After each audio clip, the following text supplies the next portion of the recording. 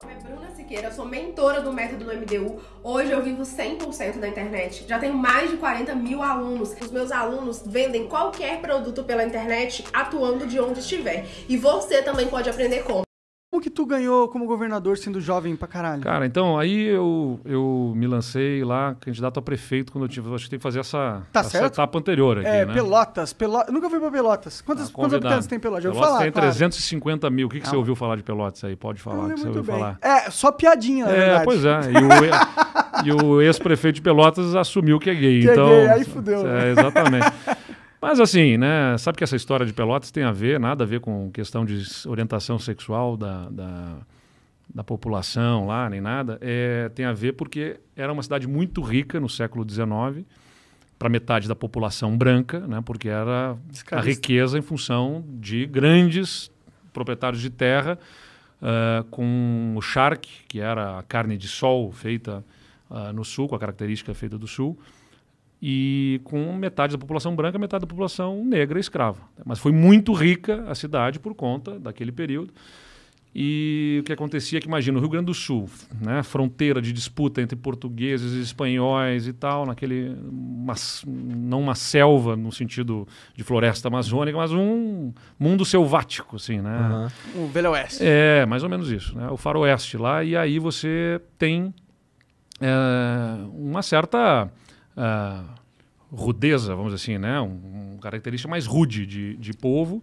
E aí uma cidade muito rica, os fazendeiros fazem o seu próprio banco. Tinha o Banco Pelotense, que originou o Banco do Estado do Rio Grande do Sul, foi a partir do Banco dos Fazendeiros de Pelotas e tudo mais.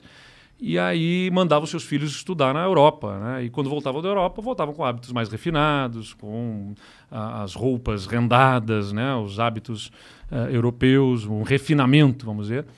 E aí, claro, naquele mundo de gente rude, acabava aquilo sendo característica de afeminados e tudo mais. Entendi. Daí que surgiu. Daí que vem um pouco da piada, né?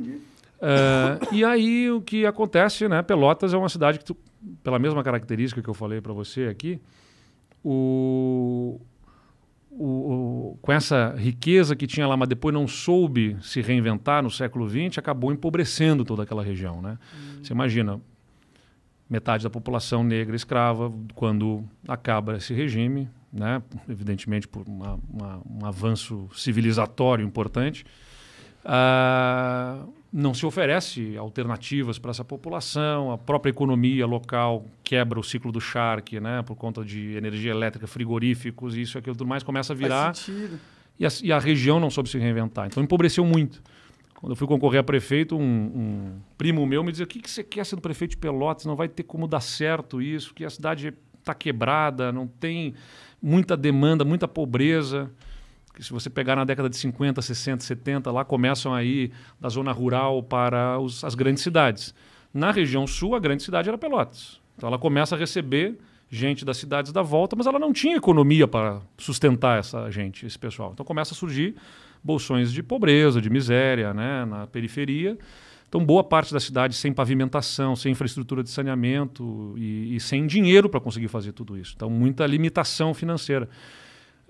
Um primo meu disse: você vai acabar com a sua carreira política, você vai ser prefeito, e acabou, né? E eu disse: não, tudo bem, eu quero ser prefeito, quero... Por que tu queria? É difícil dizer, um sonho que foi sendo acalentado ali desde pequeno, com a atuação na política. Fui vereador, fui secretário e tal. Eu acredito muito no poder que a política tem de transformação. A gente estava falando aqui sobre os problemas da democracia, da política, mas eu acho muito que a solução para a política está em mais política e não em menos, entendeu? Acho que a gente precisa ter... Eu acho que está em mais política e menos políticos. Bom, pelo menos esse tipo de política a gente está acostumado a ver, né? Mas a política, na teoria, é uma coisa bonita. Pô, você se lançar numa vida a serviço do outro, entendeu? Tipo, vou cuidar dos outros, de fazer algo pelos outros.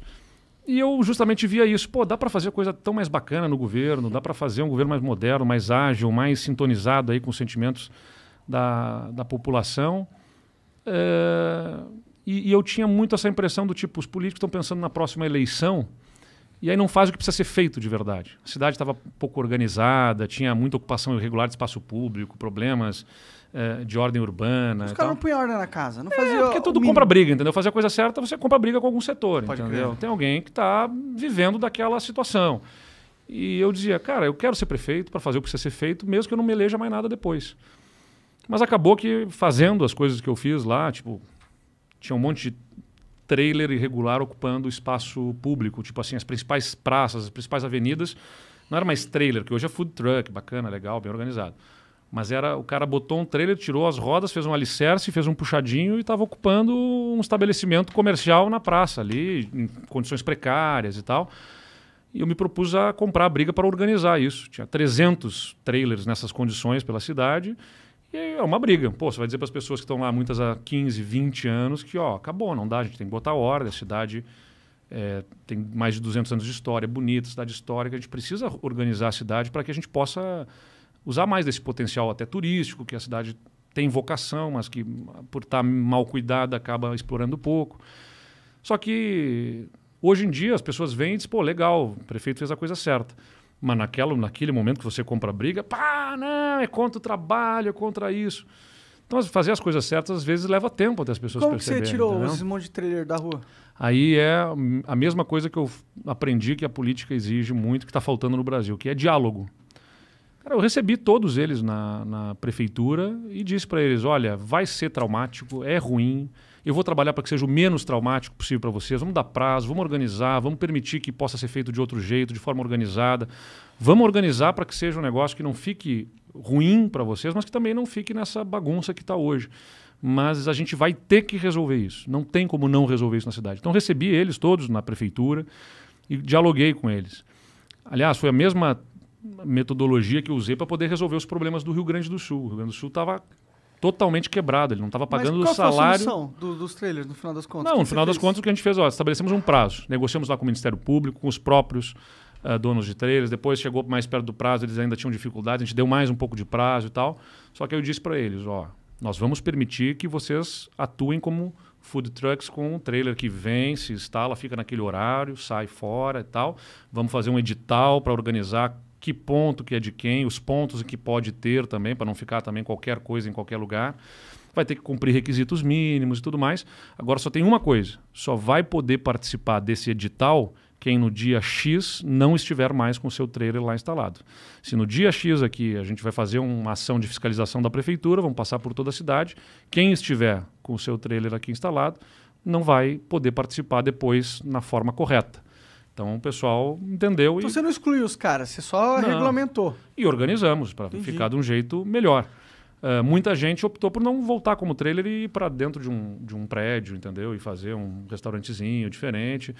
E é bacana porque muitos que estavam contra, que se opuseram, depois me encontravam e dizer, pô, eu era contra, prefeito, mas eu entendi que foi melhor, crescemos de outro jeito legal. E tudo mais. E aí só para trazer isso, né, essa questão do diálogo, que eu acho que é um valor que tem que ser super importante, que é respeitar as pessoas, entendeu? Eu não posso achar que a minha visão simplesmente está certa, eu vou passar por cima, esses caras estão errados, eu vou passar por cima deles, vou fazer o que tem, que é certo e tal. Pô, os caras estão trabalhando, entendeu? E durante 20, 30 anos a prefeitura tolerou que fosse feito daquele jeito que era errado, entendeu? Então, vamos chamar, vamos conversar, vamos tentar achar saídas negociadas. Estou dizendo isso porque quando assumi o governo do estado, aí me lancei, terminei meu mandato de prefeito com 90% de aprovação. Legal. Ajudei a eleger minha sucessora, eu sou contra a reeleição. Então ajudei. Você só ficou o mandato, então? Fiquei só o mandato. Eu não legal. concorri à reeleição. Interessante. Eu sou crítico da reeleição e já disse que... Até para presidente? Até para presidente. Sim. Eu já tinha dito que não ia concorrer a governador de novo, 2 vezes, né? Por reeleição, e vou cumprir isso, independentemente de qualquer coisa. Eu não vou concorrer à reeleição, porque eu sou crítico da reeleição. E aí ajudei a eleger minha sucessora. A primeira mulher a ser prefeita lá em Pelotas foi a minha vice-prefeita, que foi eleita logo em seguida de mim. Ali. Da hora. E continuou legal? Também, ela foi reeleita agora. A Paula é ótima, Aliás, a primeira e única mulher a governar uma das grandes cidades até agora, no Rio Grande do Sul. Cara, que pena, mas que foda. Mas é bacana. E pessoa super do bem. E aí o que aconteceu? Ela foi eleita com a maior votação da história da cidade. Né? E todas as grandes cidades do Rio Grande do Sul, os prefeitos perderam as eleições com os seus candidatos. Só Pelotas elegeu. E aí isso o pessoal olhou e disse, poxa, o que aconteceu de diferente aqui em Pelotas? Aí começaram a levantar meu nome para ser candidato a governador do estado. Eu não levava aquilo muito a sério. Como eu falei, prefeito de Pelotas já era, segundo alguns, para acabar com a minha carreira política, que dirá virar governador do estado. Mas aí se tu não queria ser reeleito, mas você queria continuar na vida pública, eu imagino. Então o caminho natural era governador, não era? Não, aí o que aconteceu foi o seguinte, a gente... Deputado também, tem outras coisas. A minha região não conseguia eleger deputado, por exemplo, deputado federal, que é uma peça importante para conseguir ajudar, conseguir recursos, investimentos, defender os interesses da região e tal. Mas tu pira no executivo mais do que no legislativo? Eu curto mais ser executivo. Pode crer. É onde, inclusive por gostar de executivo, é que eu saí da prefeitura, terminei meu mandato, e aí eu consegui um programa de estudante e visitante na Universidade de Columbia, em Nova York. Legal. E fui para lá estudar gestão pública, né, planejamento estratégico, gestão pública, liderança e tal. Um programa de 6 meses, super bacana. Aprender muita coisa? Não, super legal lá, porque eles têm um programa, eles valorizam muito lá a questão da liderança, né, para a transformação. Então, essa formação do líder e, claro, planejamento estratégico e como é que você... faz mudanças estruturantes, assim, toda a política para fazer as mudanças estruturantes. Né? Então tinha aula lá com um ex-ministro da Fazenda do Chile, com um ex-deputado que foi candidato a presidente da República Tcheca, entendeu? Foda. E é bacana porque a Universidade de Colômbia também te permite uma interação com gente muito diferente, entendeu? Eu me lembro que eu estava numa aula desse professor que era da República Tcheca, e o professor da República Tcheca, eu era um brasileiro, e assistindo um grupo apresentar um trabalho sobre Benazir Bhutto, que era ex-primeira-ministra do Paquistão, e o grupo era composto por um nigeriano, uma chinesa, uma indiana, então uma mescla ali de... que é bacana que Nova York tem isso, a universidade lá tem muito isso, né? Então você começa a entender assim, a visão de cada um a partir das suas experiências, das suas realidades, né? sobre os diversos temas, então super bacana do ponto de vista... do conteúdo e do ponto de vista humano também, assim, dessa valorização dessas diferenças, que eu acho que é um negócio que a gente também tem que trabalhar muito. E depois que eu terminei lá esse programa, eu vim para São Paulo e aí comecei a fazer um mestrado na GV, aqui na Fundação Getúlio Vargas, em Gestão e Políticas Públicas. Comecei esse mestrado e aí começaram a me procurar mais sobre a questão da candidatura a governador. E aí eu aceitei o desafio, eu tive que trancar o mestrado, parei o mestrado PSDB e te fui procurou, concorrendo. Os líderes do PSDB? Eu nem não sei lembrar direito como é que foi que começou, mas começaram algumas pessoas a me provocar. E aí, você não vai, considera ser candidato? Eu conversei com algumas pessoas que eu achava que podiam ser candidatos. Aí você falou, yes! Cara, médio, assim, porque, para você ter uma ideia, quando começou a surgir meu nome para governador, as lideranças empresariais lá da região, né, de Pelotas, vieram me chamar e dizer o seguinte: não, você não pode concorrer a governador, você tem que concorrer a deputado. Pô, é a nossa chance de eleger um deputado. Entendi. E você vai numa eleição super improvável para governador. Só que o clima foi melhorando e eu digo, não, vou lá, eu gosto do executivo, vamos encarar essa. E deu bastante certo. Bom, você está eleito. Então, estamos aí, né?